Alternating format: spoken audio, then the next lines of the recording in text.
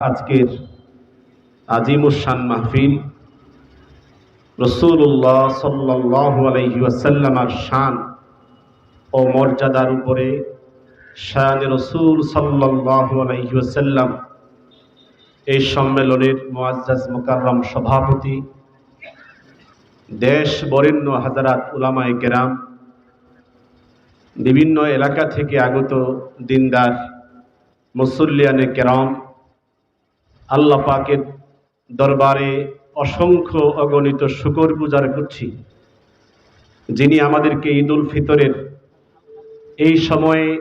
বিভিন্ন জায়গায় ঘুরতে যাওয়া,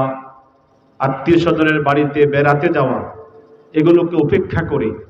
রসুলের শানে, রসুলের আজমতে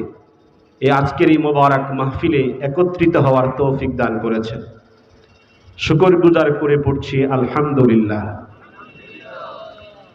তো আপনাদের মাঝে আমি কোরআনুল কারীম থেকে সূরাতুদ দুহা, এখান থেকে একখানা সূরাতুল ইনশিরাহ, এখান থেকে একখানা আয়াতে কারিমা তেলাওয়াত করেছি। আল্লাহ তাআলা